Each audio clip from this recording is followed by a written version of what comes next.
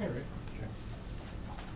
Well, this is my last lesson too, Yep. so yeah. Yes. Sorry, but we're all going to be drinking from a fire hose today. Have you ever seen? You mean we weren't before? This is going to get better. Okay, okay. But I'm hoping to do it in such a way that it just goes straight in and sticks inside you. Like I say, a lot of stuff, just try to remember it. You don't have to understand it, just try to remember it, because you'll see applications for it. If you ever get in this line of business, this stuff will come back to you.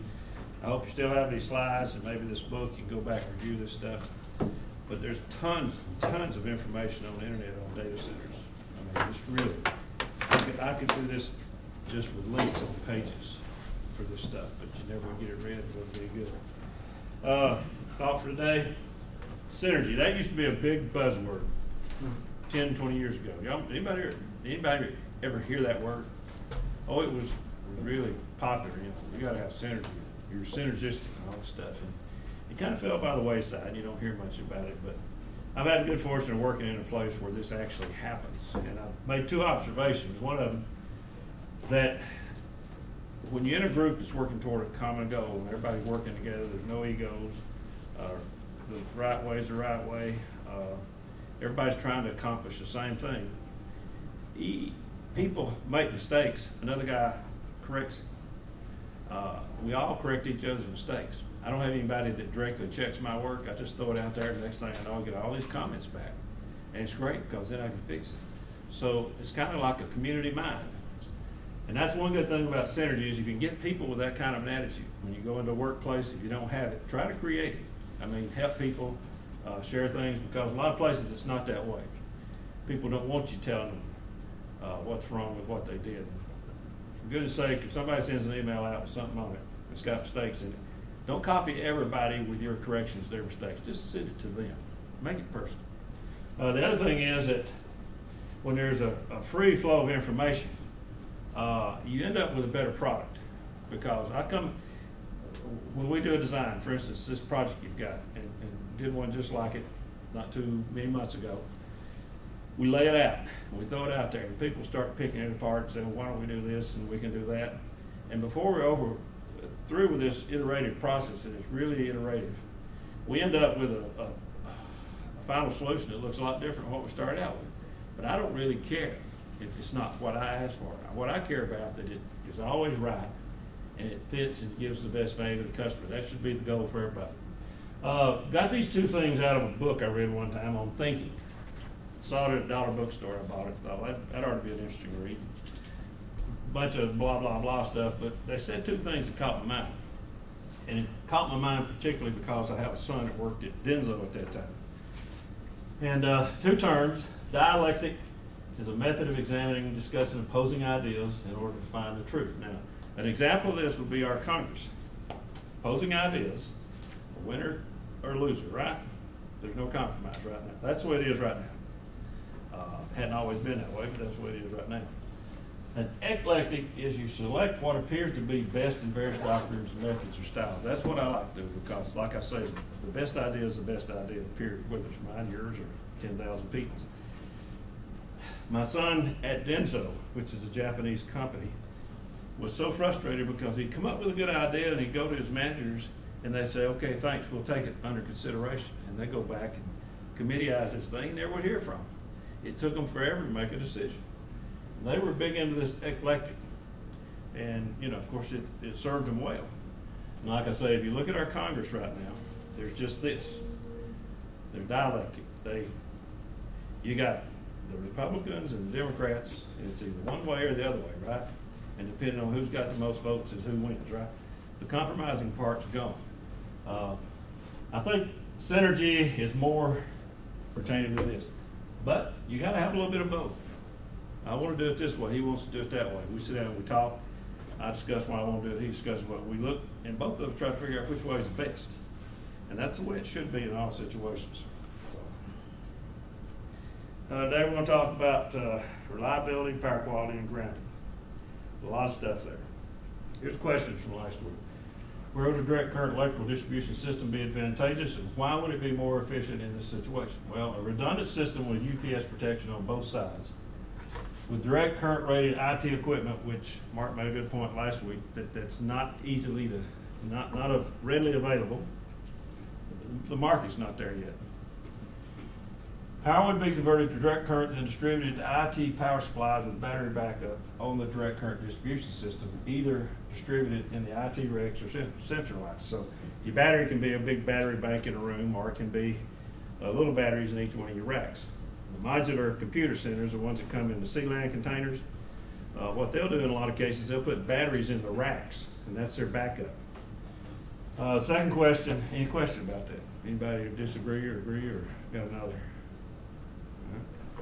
Second question, what is a good way to determine electrical load for a rack that has, excuse me, my grammatical error there, that has different kinds of equipment in them, where the individual items don't have any information other than cooling requirements and voltage and full load rating of circuit that is to supply them. Usually they'll say 20 amp circuit, 30 amp circuit, something like that, or they'll just give you a cord and it'll say 15 amps, 120 volts. It doesn't really say how many watts or anything like that.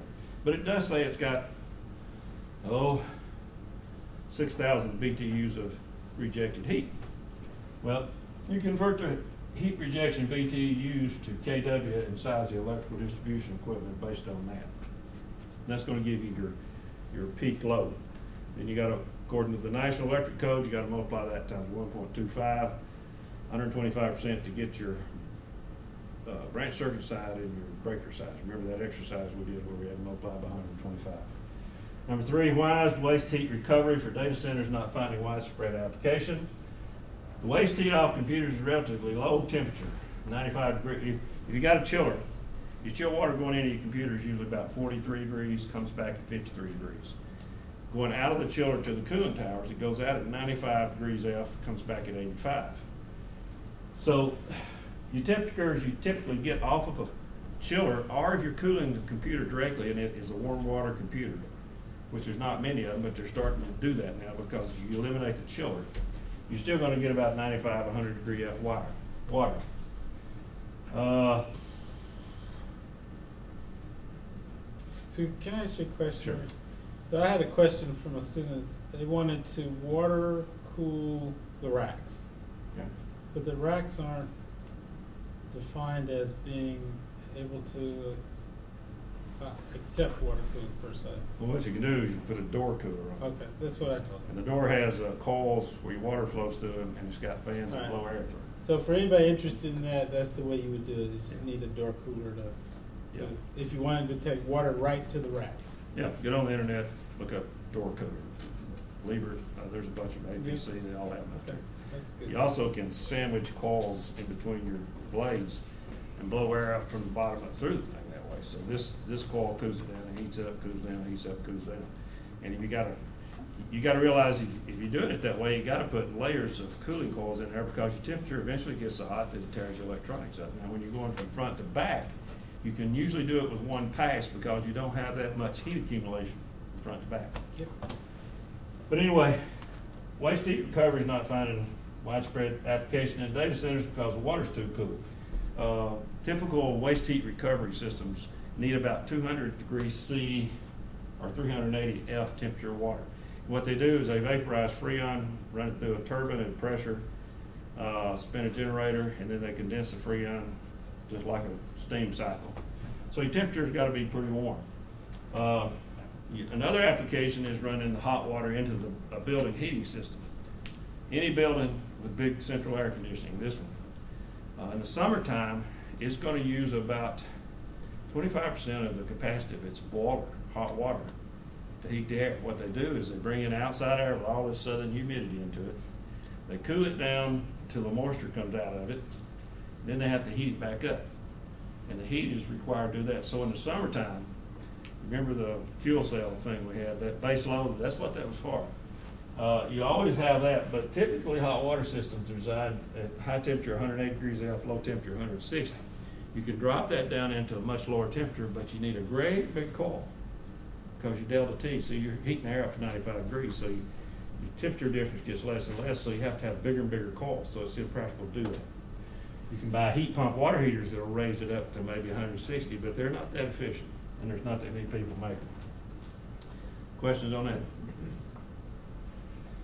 All right, what can cause the PUE number for a data center to vary significantly? Weather can change, and the chillers get more efficient in the wintertime because the cooling tower actually produces cooling water. And they work better when the cooling towers have cooler water coming back to the chiller.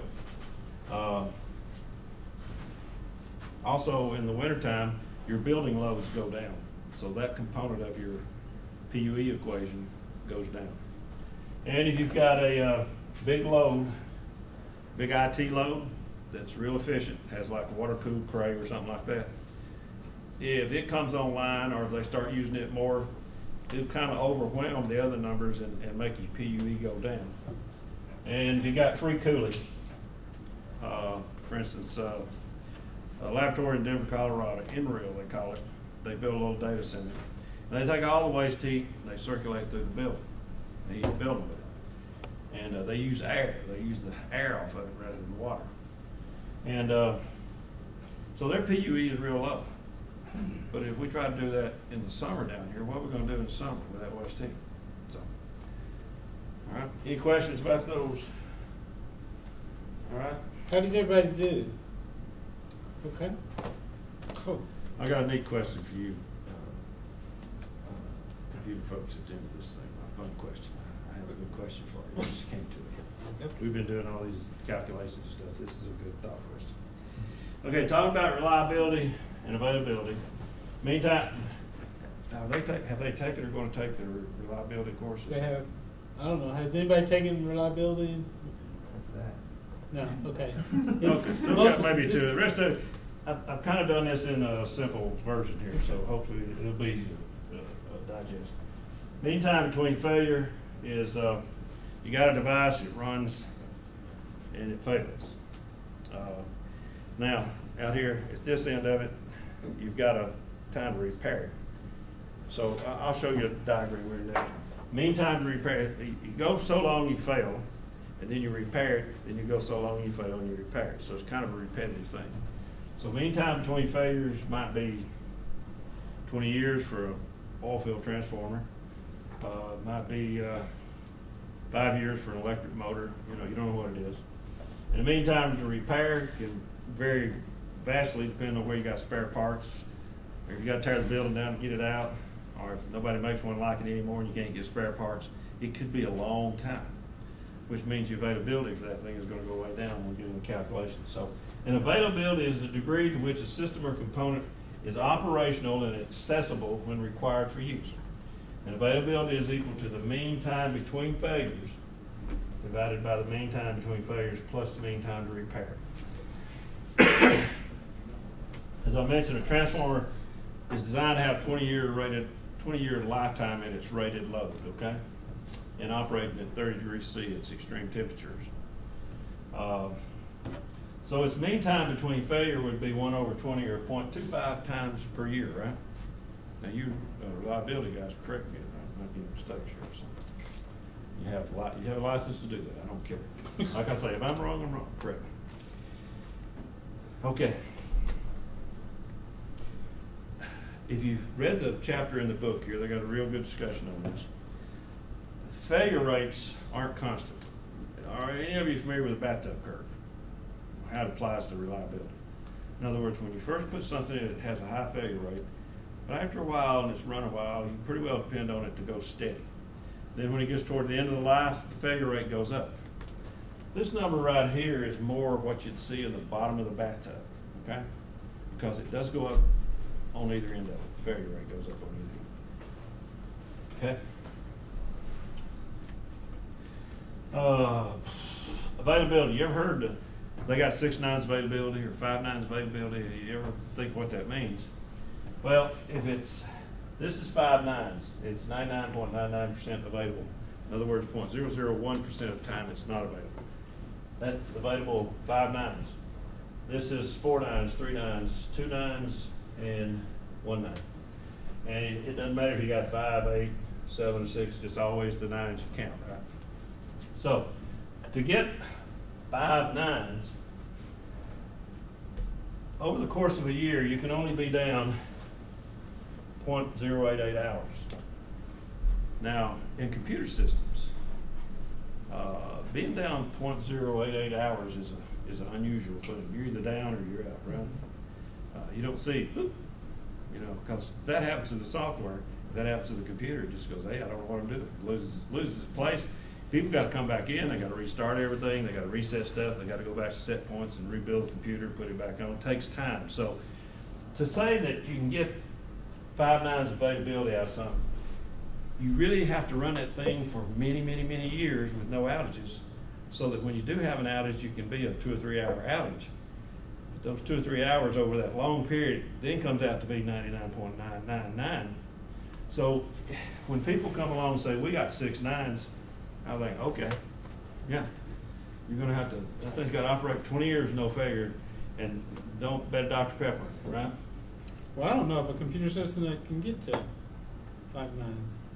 None of these laptops will ever even get close. That's, no, that's won't. 5 minutes a year. Yeah. So who can claim 5 nines? Who, in your experience, can claim? Well, you can do the calculation. Well, the thing about it is, we'll see this in a minute. We'll do a calculation for a simple electrical system, and I can show 3 nines. And when I go back and look at what we actually are doing with our stuff, and look at how many outages, and I got a chart showing that, we're getting pretty close to 3 nines, and I can calculate that. But the thing about it is, I just looked at the electrical system. Then you got to figure on the mechanical system and all the things it has to do. If it fails, it's out, either electrical or, because when you do the availability calculation, you got your mechanical system and then you got your electrical system. Either one of those things fails, the whole system goes down. Plus, you got your software, and then you got your hardware. And we struggle real hard to have maybe 1 blip a year, but the software and hardware guys have blips all the time. They never say nothing about it. We think we're really bad, but we're not bad. I mean, this thing is up and down, up and down. If you look at the power curves, you can see zoop, zoop, zoop. They'll go down here and they'll sit for a while, and zoop, and they'll come back up. So, you know, this is really good. But the thing about it is, if you've got a system, we visited one over here in Nashville. It's for the bank, American Bank, one Thomas Jefferson started. And they have redundant everything, and staying up is extremely critical for them for the financial market. Wall Street, didn't Wall Street have a crash here recently? Yep. Yeah. It did. I mean, you know they've got a 2N+1 system and all this stuff, and they still had a crash. To be honest with you, if the survival of the planet depended on it, I wouldn't try to build one computer system with all kinds of stuff to make sure it didn't crash. I'd build 3 or 4 computer systems all over the country, fed from one from hydro, one from nuclear, one from geotechnical or geothermal, and interconnect them with very reliable telecommunications, so that if something happened in this part of the world, they continue running. They had a blackout in the Northeast, and one of our companies up here in Bristol had a computer center, and their backup center was just a mile or 2 away. It went down too. Not smart. So you can kind of see the availability numbers right here. You can calculate it. I'm going to make a statement in a minute that you're probably going to say, well, why are we fooling with this? But there's a reason for this. Here's my sample calculation. You can go to the IEEE, it's 419, I believe, and any availability things. And I made these numbers up, okay, based on what I have experienced at ORNL. TVA and their transmission system, I know back about 40 years ago they had an outage. The whole 160, not the whole 161, but the 161 coming to our place went out. So, and it took about 30 minutes for them to get it back in business. So that's a failure rate of 0.025 per year, right? And the downtime is the product of this times this, it's 0.75 minutes. All right, the availability, remember, mean time to, let's see, failure rate times mean time to repair gives you downtime. Now this is 75 minutes out of a year. Remember the formula, mean time between failures divided by mean time between failure plus mean time to repair. So you take this number and you add it to 8760 hours in a year, divide it into 8760, you get this number here. So TVA has 5 nines, and that's, I believe that. I really do. the Northeast has had a lot of blackouts. Other places around the country have had blackouts, but as far as I know, TVA hasn't. When the tornado went through Northeast Alabama, it knocked out some large transmission lines that came out of Brown's Ferry. And they had to shut Brown's Ferry down because they couldn't distribute power out of it, which meant that a large part of that state was out of service. And it was out of service for weeks until they repaired those transmission lines. But the whole system didn't go down. So the substation that we have, OR now, that converts 161 down to 13.8 kV, it's been in 10 years. We had it trip off one time. The whole thing tripped off. It was an error in the relay inside of it. Took about 60 minutes to get it fixed. You can believe everybody was up there trying to fix it. So the failure rate per year is 1/10 or 1/10 per year. And downtime is this times this, which is 6 minutes. And if you do 8760 hours divided by 8760 minus 6 minutes, you get this number right here. So it's 592. But now if I start accumulating these, and I start adding these downtimes, and each time I add more time here for downtime, I'm changing that equation. It's got the mean time between failure divided by the mean time between failure plus mean time to repair. So each one of these gets added, gets added into the bottom part of that equation. And if I go down through here, overhead lines, 10 years, this particular line, that's very true. We had other lines that were down 17 times in 2 years, so it would be a much higher failure rate. That drove us to do something else, by the way. The switch gear, we've had breakers tripping that, so I've got experience on that. The transformer, we've got 30 something transformers, big transformers, and they've been in service since 2001, 2006. Where's some wood at? Are these things made out of wood? Yeah. I'm not superstitious, but I always do that. We haven't had failure yet. So if you take the transformer hours times the number of years they've been running, this is a very reasonable number, very reasonable number. So in the meantime, I'm going to check your calculations, because I think that one of those numbers has got to be off. Which one? The top one, if you're down 30, if you're pairing 30 minutes over 40 years, that number should be quite a bit different than 60 minutes over 10 years. Well, no, each failure is 75 minutes, and you've only got you can't say this is not the downtime you're going to have every year. 0.025. Yeah, that's the point. You got 0.025 failures per year. It's an average thing. It's not a lump. I mean, if you waited till the end of life and did the outage, you'd have 30 minutes and you'd have 40 years. But what you do is you spread it out over the 40 years, and you get a failure. You know, it's 0.025 failures per year, and each failure would need 30 minutes of downtime. Okay. Okay. Good. Anyway, going down through here, the transformer is very reliable. The secondary is very reliable, and the branch circuits are very reliable. So, and in a minute, I'll show the equations how we do this, I think. But you can see these are the individual availabilities for the different components. This is the cumulative availability. These are the same. Then I add this, and it comes to this. Then this one goes down. It's going down, down, down. So I'm down to 3 nines right here. And I believe that. I believe that's what I've got, because that's about the way. But this is the electrical. If I go get the mechanical and add to this, that number would go even lower, right? But it's not that low. So, you know, my numbers are not conservative enough. I could go up some more. So availability calculations. Any questions about that? I'm going to go to the next slide. No? Yeah. So it would take you 20 days to swap out secondary breaker and switch gear? 20 days, 20 days.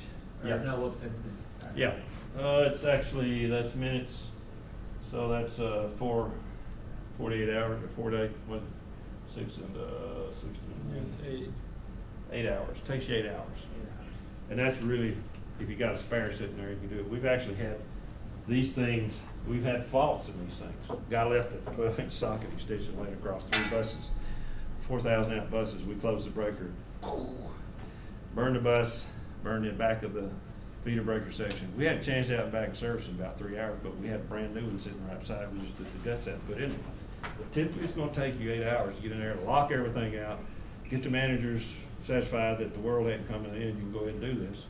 The transformer, this is because if you don't have a spare, you gotta order one. It takes several weeks to get a transformer built and shipped to your site. Now, what you find out from doing this is that this is a problem here, so you try to have a spare transformer on the site, and you try to have it somewhere that you can get it in and out real quick, right? Because if that happens, you know, it's one thing to be off for half a day or for an hour or 15 minutes, but when you have to shut down a major computer system for a week or 2 weeks, that's a really bad thing. That's like go look for another job bad, okay? So, here's a couple of systems. Well, this is the numbers that I had on the previous page. And the overall availability was 997. That's what we got on the previous page. Now, the interesting thing, if I duplicate these, and I got a dual corded system here, so either one of these running will carry the load. The availability goes up to 6 nines. But that's assuming that this TVA system here is coming from the west, this is coming from the east. And these things don't have any common points or paths together. In other words, if there's a catastrophe, it only affects one, not the other. Now, that's pretty good. And I believe that's about what you would get. Now, where this really isn't accurate is you got Bubba. And he sees this red button or he sees this breaker. He says, which one am I supposed to mash? Uh-oh, wrong one. I talked to a guy in Arizona. He had a big Intel plant. They had 2 big UPSs supplying it. And I was trying to find out if they were having good service out of them. He said, yeah.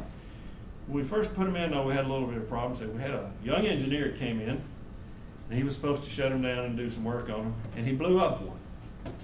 Well, that caused a lot of problems for him. He said, went back next year, going through the same cycle, he blew another one up. He said, we fired him after that. I said, well, why didn't you fire him first time? But with this kind of system right here, if this is totally independent and you're feeding like 2 rectifiers that feed a DC bus, and this can be any kind of condition it has to be in this, if it's got regular power, this thing works. This gives you a lot of availability.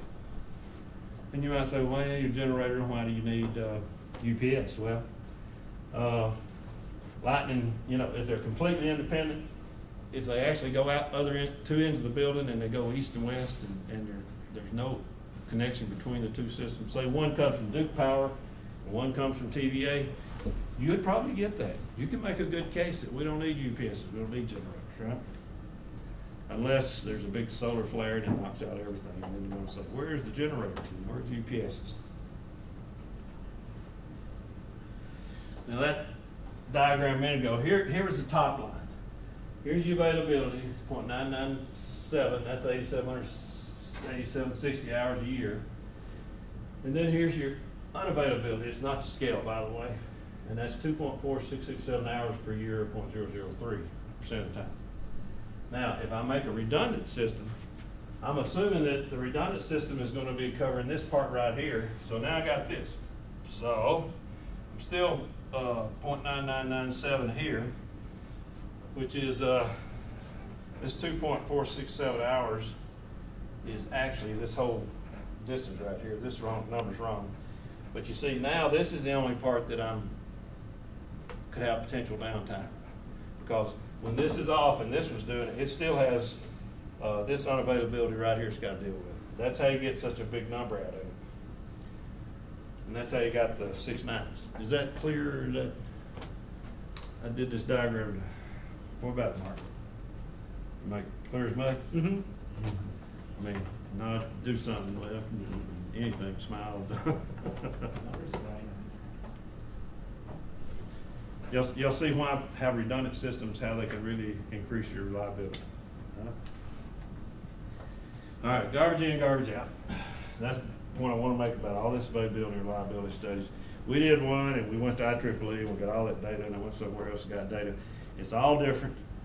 They're not specific about what they're talking about. You can't go to a vendor and say, what is your availability based on all your system studies and maintenance calls, things like that. They won't tell you. I mean, a lot of times they just don't want you to know, because if they come out with a number, then their competitor's going to come out with a better number. So it's hard to find that kind of information. But based on our experience, we can come up with some numbers, but they're not accurate. They're just not, I mean, it's just hard to get accurate numbers. But there's a benefit out of doing a reliability and availability study.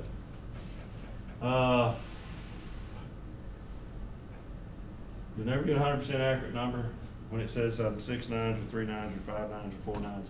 Now, if I'm going to the moon and back on a rocket, and once I get in space, I am on my own, and the rocket is basically a big aluminum beer can with some pipes and a computer that probably is... Lots of explosives. Computer that's probably not even close to being as powerful as my watch. I want engineers doing statistical studies out the kazoo. I want them, every little piece of metal on that thing, I want to know everything about it. And that's what NASA does. That's why NASA costs so much money, because they got to make sure that guy can get there and come back. Here, we're not under the same constraints. And another thing to consider is you got basically 3 different levels, kinds of electrical distribution systems. You got just the basic, right off the power line straight to the computer, right? That's what you got at home. You plugged into the wall. Building power goes down, you lose power. Of course, you got a battery backup in your computer, so you actually have a backup system. Then you got tier 2 and tier 3. Tier 3 has got the generator and UPS with a redundant side, so you can do concurrent maintenance, right? And then you got tier 4 where you got UPS on both sides. So that if you take one side out, this thing right here is going to give you a real high availability. It's not like you got 5,700 different ways of doing this. And you know, to do a real detailed study on these things, what you're going to end up doing is picking one of these. And they've got advertised availability numbers for these configurations. I mean, they're as good as anybody's numbers. And they're not as high as you think. They're not like 6 nines. It's not 6 nines. It's like 4 or something like that, maybe. Now, the overall availability number you calculate will allow you to identify critical components. For instance, you may find you have a lot of downtime because of this transformer. You don't have a spare for it. It doesn't matter if it's going to last 20 years. If you got 20 of them out there, that means one of them's going to fail every year, right? And if you got 40 of them out there, you need to have at least one transformer, because sooner or later you're going to have failure. Now, knock on wood, since 2001, 2006, we've installed, I want to say 28 or something like that transformers. I counted it the other day. And they're still working. Hadn't had a problem with them. But they're oil-filled transformers. We get to test the oil and we watch them. We really, really watch them.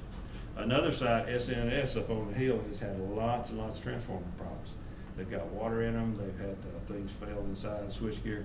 They don't watch their stuff as much as we do. Plus, they're banging it around. They're opening and closing breakers and switches. Loads are up and down on the transformers. We don't do that. So you can, whatever this number is you get for the overall availability, you can make it go up if you really have a really good maintenance program. And if you don't have a good maintenance program, you put it in, you walk away from it, it's going to be really low, because sooner or later something's going to pop up and fail. So if you go to a data center and they're not doing good maintenance, that ought to be your biggest worry, because nothing technical, no technology, with the exception of a few things that I'm aware of, will run and run and run without somebody checking on it or watching it. The only thing I've ever seen that amazed me when I was in the utility business, the little meter on the side of your house with a spinning disc. We had meters that were 50 years old and they were 99.8% accurate. I just couldn't believe it. I mean, they sit on that wall and spun for 50 years and they were still that accurate. But they were real simple. They had a little jewel movement, a disc with a coil on it. If lightning didn't strike it, it ran. But there's very few things that have that kind of reliability. And the book, well, it's on another slide here. Any questions about that? All right. A UPS, this is a website I found. Here again, you can find tons of stuff on this. I actually did a study on mean time between failure for UPS. Without a static bypass. Remember, static bypass lets you jump over to the normal power, bypass normal power around the UPS if something happens in the UPS, and it does it within a quarter cycle. Without that, they had about 20,000 hours, and I believe that. With it, 125,000 hours for 14.27 years. Now, we had a UPS that we put in 2003. It's 12 years old. And the other day, it was on UPS, and we went from a generator back to normal power to feed the UPS, and it failed. It failed. That's almost 14 years.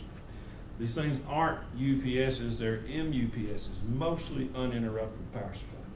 Nothing's perfect. Nothing in this life. Okay. Here's a side here. You go and get mean time between failures and mean time to repair for various electrical distribution equipment. This is ECE463. And I didn't put it up here because they probably are violating copyright rules to put that on the internet. I don't know how these people put this stuff on the internet, but it's, you know, they're getting it out of copyright places, putting it out for everybody to get. Now, in the single line that I had earlier with just the one lineman of equipment, if I stuck a UPS in that single line, it would increase the availability for the first two power quality categories and decrease it for the last two. I think Jennifer got these out of order here. Mm-hmm. And I'll tell you the difference, and that's on the next slide here. Yeah, this is some of the information on the failure rates and hours of downtimes for the different electrical equipment. And this is from Uptime. She copied these off the, this is this website here, I'm sorry. But there's basically three kinds of power quality events. There's a short term, 6 cycles, 10 cycles. Something happens to a power line, it faults, and while it's faulting, the voltage drops because it's like a hole in a big pipe. The pressure drops because all the water's leaking out, pressure leaks out, voltage drops. And then the relays realize what's happening, they trip on both ends of that line and take it offline, and the hemorrhaging stops and the voltage goes back up. That usually takes 6 cycles. That's what we typically see with TVA. We'll see 6 cycles. The other kind of 2 outages you have are outages that last for seconds. Have you ever been to a house and had your lights go off, come back on, go off, come back on? What's causing that is a thing called a recloser. And you can see them on power poles. There's little bitty cans. They're not transformers. And let's say a tree falls into a power line, brushes up against it, shorts it out temporarily.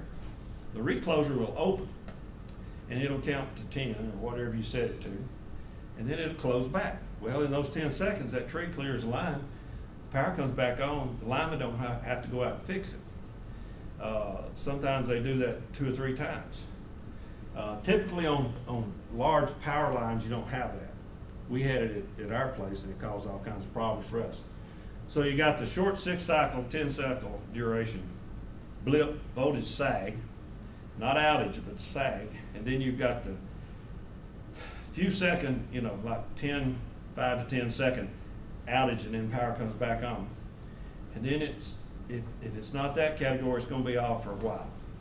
I mean, 30 minutes, hours, days. That means something has really gone bad, and breakers have tripped, and people have to go out and fix them. All right. So you got those basic 3 kind of categories. Now, a UPS is good for what? It gives you ride through, right? Unless you've got a gigantic battery room, and I've seen these where people had 30-minute battery rooms for UPSs, and they were literally buildings. Unless you've got a large battery room for this UPS, it's only going to give you 5-10 minutes of backup. Some of them give you a minute, and if you got flywheel backup, what do you get? What do you get in a flywheel backup? Y'all remember a discussion about that? Seconds. What? Seconds. Seconds, yeah, you get seconds. So it's not going to provide you with any backup if the power goes off and stays off, right? Battery's going to run down, UPS is going to cut off.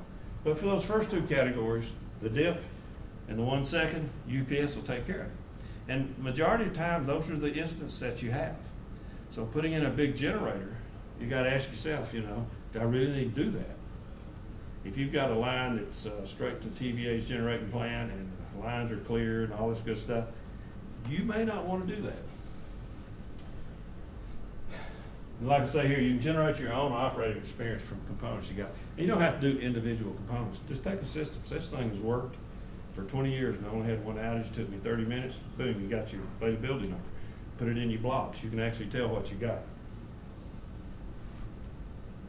Okay, here's a cue here. For binge, healthy people, the heart operates without any interruptions until the end of life, say 82. I had 72 up there and I thought, well, maybe I ought to say 82. Yes, sir. 82 is better, right, Mark? More optimistic anyway. Let's go. I might already put 92 up there. If at the end of 82 years, technology is such and the medical industry is such that it takes 8 hours to replace the heart with another one that will last another 82 years, then it will provide an availability calculated as follows. It'll provide 4 nines, almost 5 nines of availability. Now, the biological systems required to keep a heart beating are significantly more complicated than any mechanical electrical system we have developed to date. Billions of people on Earth today enjoy this incredible reliability of their most critical system, and all they have to do is shove some food and water down their pipe. Think about that. We don't do anything, and we've got this heart that just beats. We can run around and get it to running faster. All kinds of things happen to it, and it just keeps on beating. Now, what mechanical electrical system has that kind of resiliency? Now, if we get into AI and they start repairing themselves, that may be what we see when that happens. We may be able to build something that does this, but I mean, we got this kind of availability. Billions of people have these, and they work great. Think about it. Uptime Institute, they have their tier system. Remember, tier 1, 2, 3, and 4. 1 is straight off the utility. 2 is got a generator on it. 3 is a generator and a redundant side, so you can do concurrent maintenance. And 4 is you've got generator UPS on both sides, so you can do redundant maintenance and also prevent any kind of an outage. TIA 942 is another standard, and they used to call theirs tiers. And Uptime got upset about it and said, no, you can't. I believe it's here. They said, no, you can't do it. So they changed theirs to levels. Uptime Institute, it's an interesting thing. You see seminars, you see standards and stuff pop up. And usually if they get enough people to go along with it, then they start selling this and it becomes a big industry and a big marketing thing. And that's kind of what Uptime has done. There's other institutions in the electrical world that do that similar thing. And TIA is just sort of a standards thing, and it's not as driven by. Uptime will come in and they'll actually certify your facilities as tier 1, 2, or 3. They do a lot of tests, and there's a lot of money to be made. You know, the whole business is to make money. I mean, there's not many people out there just doing this for the fun of it. Unless you're Bill Gates and you got billions of dollars and you don't care. You might do something just for the fun of it, for benevolence, but most people are out to make money off their ideas and off their policies. And that's kind of what's happening here. But these are 2 approaches. They have about the same with the TIA levels, 1, 2, 3, 4, and tier 1, 2, 3, 4. They're about the same, okay? Now, the interesting thing about this is, if you work for a company and they're going to rent space in one of these data centers that lease out space for users, and they tell you they're going to give you tier 4 electrical and chill water service, and they're going to charge you this much for it. How do you know you're getting your money's worth? Your boss comes to you and says, are we getting what we're paying for here? You know, we need this tier 4, we got to have it. Are they really providing? How do you know? How do you know? Well, you have to get with the guys. You got to look at their electrical diagrams, their maintenance, and all their commissioning, and are they certified? You know, most of these places will go get some kind of certification so they can hand that to you and say, here, see. So you have to know. Or if you're building a site and you got to pick what you're going to use, how you're going to do it, what the availability needs to be for the equipment, you need to know kind of how to direct the architect engineers to construct this thing and lay it out. So it's really important to understand this stuff. And you know, you go back and look at these websites. Here again, I hope y'all will use this. I hope you get an opportunity sometime in the future at a job to where you can come back and look at this stuff. Really do, because this is fascinating. Where am I here? Let's see. Okay. Here's TIA 942, level 1, susceptible disruptions from planned or unplanned outages, single path for power and cooling distribution. N+O, may or may not have an UPS generator, requires complete shutdown for maintenance, 99.67% available. 2 nines. This is what the Titan computer is running off of right now, by and large. It's got a disk system that runs off of basically this level right here, but it's a very small portion of the load. 6, 7, 8 megawatts, and the reasons being that 6, 7, 8 megawatts of UPS power costs a lot of money. And scientific computers, they don't have it. They put all their money in the machine. And if something goes wrong, if we lose power, every 30 minutes, I'm told, they have a checkpoint. They store their results their computers have. They take a snapshot of it.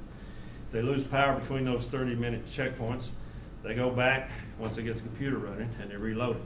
Now the problem, if it's a power quality event, that's pretty easy for them to do pretty quick. It still takes them hours to do that. If we cut the power off and then comes back on, there's all kinds of bad things that happen in the computer. They cool down. And when they cool down, causes thermal stresses. And little chips and things like that start acting up. So when they start it back up, they got all these problems they got to go fix. So it takes longer for a shutdown than it does for, say, a power quality event. So we really try to avoid shutdowns. Level 2, you got N+1, you got generator and UPS. You still got 2 nines, but you got a way to cut it off and work on it. Level 3, you got multiple power and cooling distribution paths, one active, one at a time, N+1 redundancy. You go to 3 nines. This is where you got 2 lines coming in. And then of course level 4 is 2 N+1. You got N+1 UPSs, N+1 UPSs, N+1 generators on both sides, redundant. I mean, it's really, but the problem with this, maybe it's a problem, maybe it's not, they're extremely complicated. And if you have one, somebody's going to want to say, let's test it all the time. And they'll end up, I know one place that has one of these, and they were going to test it, and in the process of testing it, they shut down all their computers. Did I tell you all the story when I was a young man in the 8th grade, I guess it was, and a motorcycle. And I worked on that thing every day. And every day I tore something up. And my dad finally got tired of me taking me to the shop to buy a parts part, and he said, if you work on it one more time, I'm going to sell it. And I thought to myself, okay, I'll show you. This thing will tear up.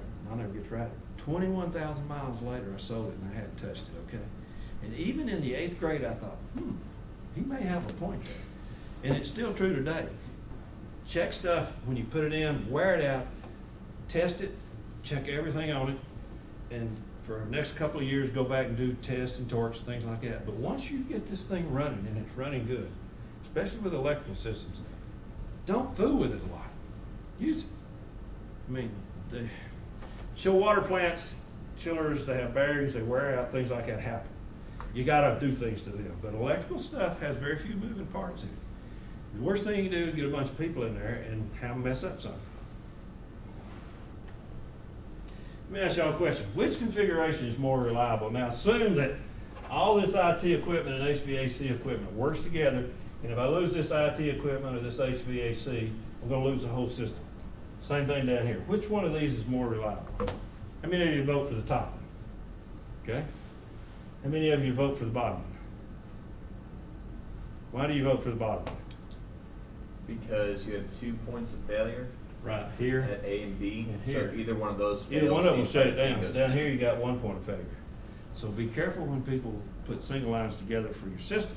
Make sure they don't put half the chill water pumps over here, another half over there, put them all on the same switchboard. We actually had to go back and rewire stuff because the AE did that. And I could have lost either feeder, either switchboard, and I'd lost my whole thing. So we rearranged stuff so that if we lost a feeder, stuff associated with that feeder went down, but other stuff was grouped over here, and it, as a group, didn't go down. I mean, it's a real simple thing to do. Isn't that the one Pardon? that's outside?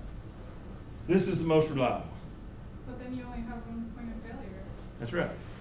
But if one fails by Yeah, this is twice as likely to fail, right? You got 2 points.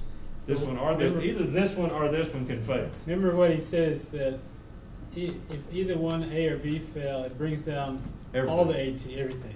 So if B fails, A fails also. Right. Yeah. Top back. A fails down here. Remember, Right. this fails. That's why. Okay. So I got two things that can fail.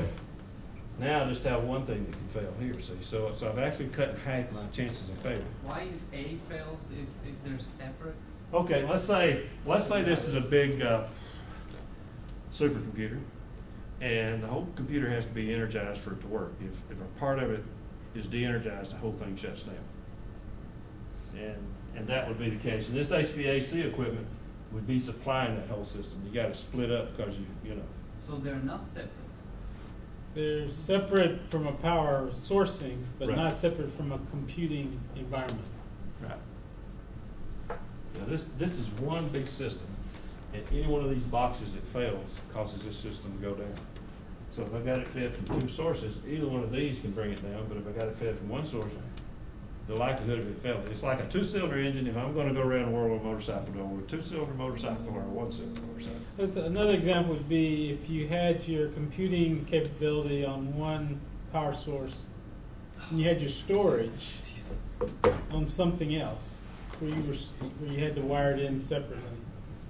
If your storage went down, you can't do much computing. Yep. And we have to do that. We can't put our disk drives on that system and Right. computers on this, and then when this little thing goes down, it's like, oh man, why do we do that? Yeah, write it all down. All right, I'm gonna speed up here a little bit. Y'all can read this just as good as I can. I'm on slide 15, I got 40. Okay.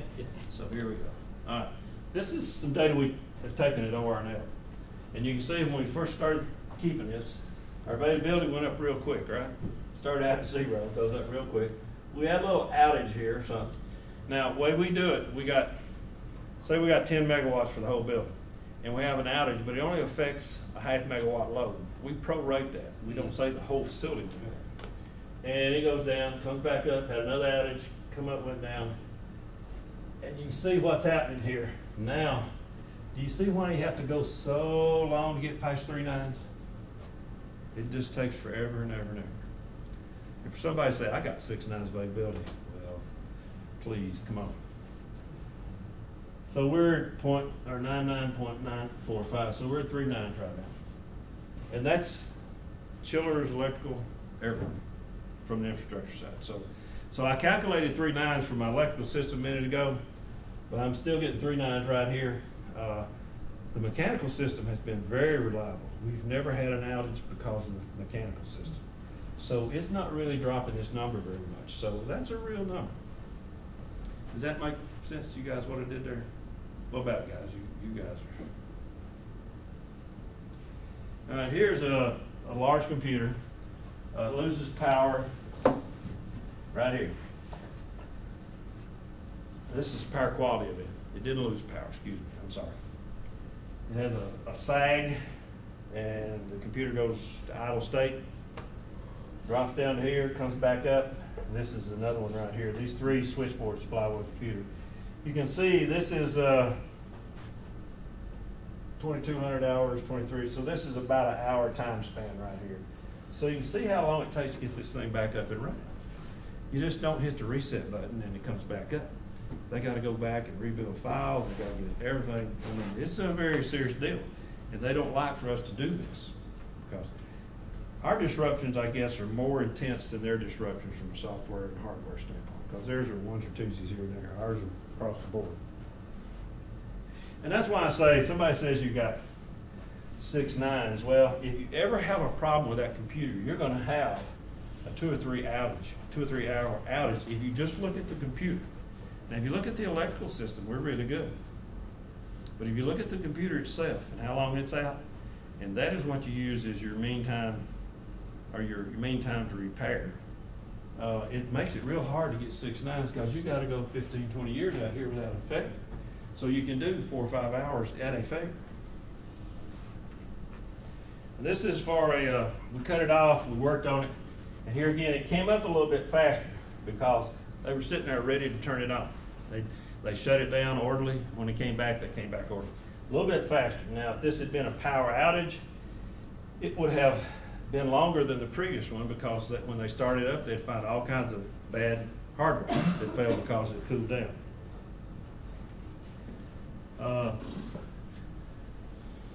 Here's other factors affecting availability, like say, oh, this is what I love. KISS is keep it simple, stupid, and make it complicated.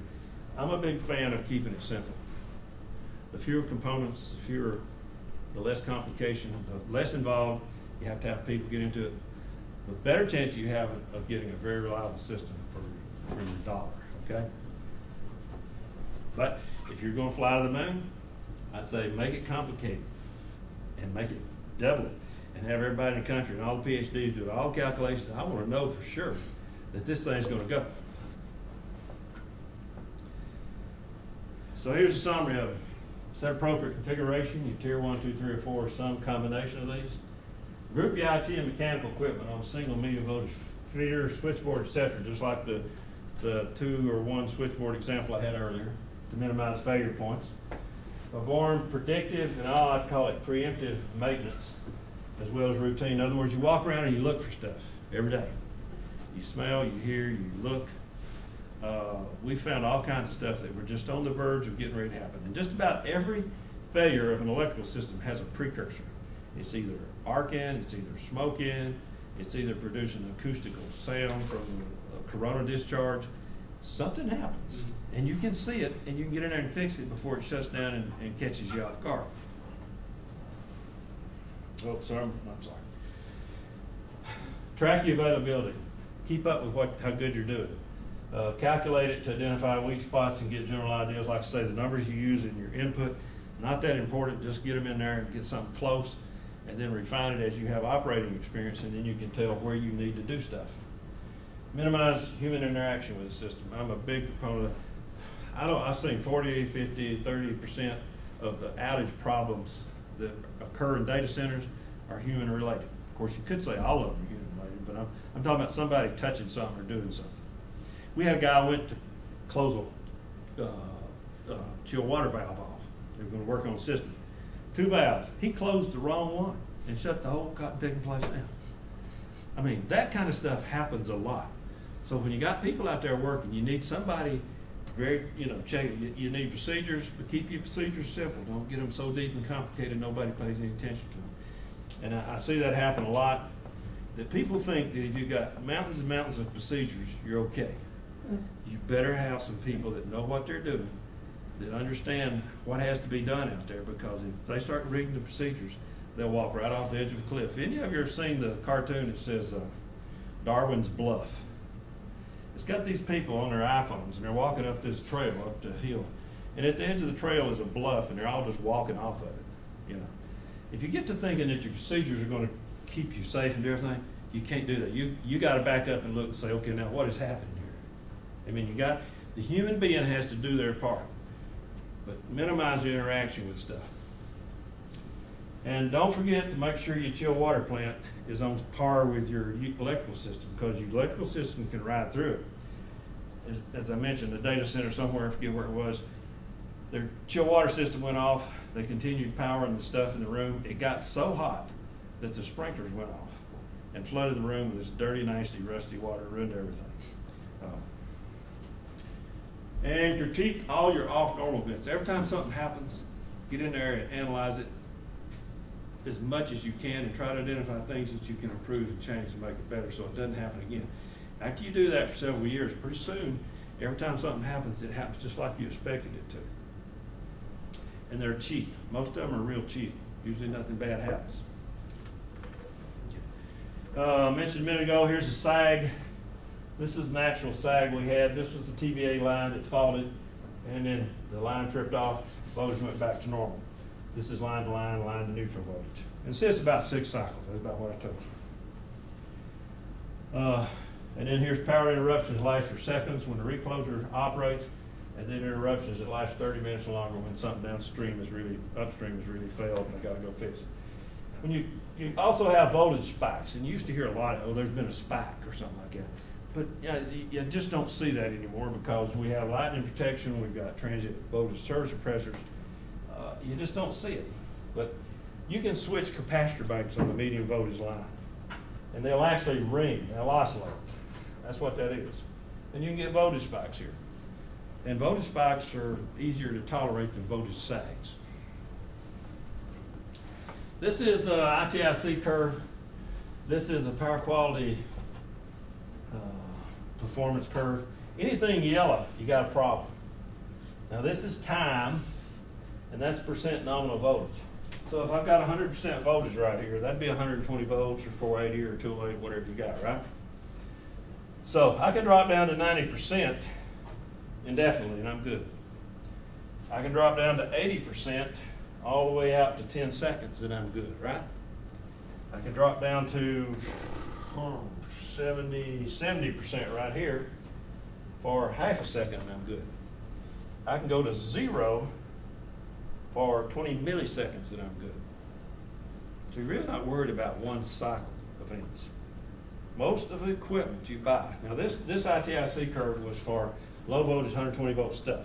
We use it for big stuff too. I mean, there's really no, like the Titan computer, there's really no standard out there for large, massively parallel computers. Same principle applies. And every event you have, you'll put a dot somewhere here. It'll be 1 millisecond, and your voltage went down to 40, you're good here. If it lasted for 10 cycles and you went to 40%, you'd be here, you got a problem, right? And we actually map this stuff and then compare it with the performance of our computers. So we can tell where we got a problem. And if we're having a lot of dots down here, we either got to make our power system better, put in a UPS, or get another curve on a machine. Because there's different curves. This is ITIC, there's ECE463, the semiconductor industry uses. IEC's got some, there's all kinds of military standards. Everybody makes a curve. IBM's got their own company, proprietary, or whatever you call it, curve. But you pick something and you tell the vendor, we want the machine to be able to ride through these events. And you can actually take the power supplies out. I'm carrying somebody like EPRI over here in West Knoxville, and they can actually simulate these events on the power supply, and they can tell you whether or not they're meeting that criteria. This is in one of your homework problems, by the way. All right, this is a scatter plot from our place on one of our switchboards. See these little dots right here? We're in good shape, aren't we? They're all inside that band right there, so I don't worry about it. We didn't have a problem. Every now and then we'll have a system that'll have a dot here and it'll go down. We'll get to looking and find out the vendor didn't supply us power supplies with the ride through they said it would. All right, here's another way we measure power quality. This is the SCADA system. It actually records all the events, time and date and everything. And actually, I can look at the waveforms and tell what the voltage did, what the current did. This is really good because somebody comes to me and says, man, my computer had a problem at 10 o'clock on 10/8. We think it's a voltage problem. So I look here and I say, well, the voltage didn't drop below 5%. This is the threshold of 75%. Sorry. I have to go back and figure out what happened. Okay. Like I say, you want to create a database for your power quality for your electrical system. Here's a meter. You remember the meters I showed you? One of them had the phase angles. One of them had the bars, harmonics. They also can capture these power quality events. These guys right here make a really neat little meter. It's based on cell phone technology. But the guy that's the president of this company is he is the top of the line as far as power quality goes. And they got a really neat, cheap meter. It will send you an email, it'll send you pictures of the waveforms. Okay. Look at it if you ever have to put one of these on. And this is a company here, they put a product on your power line. It sends them information, they massage it and mail you an email back. And they can also look at other areas, other spots in the community and compare it with them. And they can also corroborate it with weather conditions. So there's all kinds of capability. You can get your utility to supply some stuff, but this is better to do it your own way. Got a plot. Come here. All right. I'll let you read that. Power quality events continued. And as I mentioned, make sure you mechanical equipment. I'm gonna skip through some of these. And this is allowable voltage range. There's an ANSI standard ECE4. 120 volts, you go up to 125 volts and down to 110. They say that's an acceptable range. Nominal is 120, that's what you see. Here's the same thing for 208 and 480. Electronic, let's talk about harmonics for a minute. All electronic motors, electromagnetic loads generate harmonics. Motors and electromagnetic loads tend to generate third harmonics. Okay.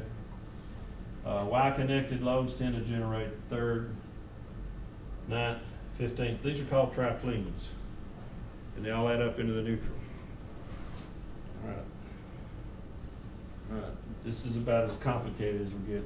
This is calculating the voltage, total harmonic distortion, and current total harmonic distortion. It's the square of each one of the harmonics, the square root of it, and that gives you divided by the harmonics of the first harmonic.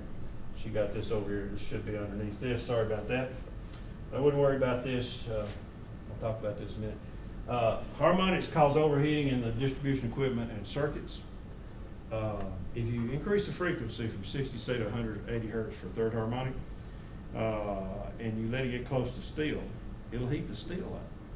We've actually had to take switch gears out of service and change brackets out that were on neutral buses that carried 1500 amps of third harmonic current, because they got so hot that the outside of the switchboard got up to 160 degrees F. You couldn't touch it. You could do this and it evaporated, you know. We had to put aluminum brackets in there. Aluminum reflects magnetic fields. So it also causes the internal wiring to overheat. And electronic circuits to operate it. I've looked at current waveforms for loads that had tremendous harmonics, and they look like some kind of a mountain range. It didn't even look like an AC waveform. And with that kind of stuff, with electronic circuits that have triggering aspects to it, they lose their mind. They don't, you know, they don't have an AC waveform to sync up with. IEEE 519 defines the levels that you can be tolerated. If you're writing spec for a computer, you want to say, give me a 5% total harmonic distortion at a point of common connection, and a maximum total harmonic distortion for each. Harmonics 3%. That's hard to do. Most of them won't do it, but you ask for it, so if something goes wrong, you can say, I did ask for it.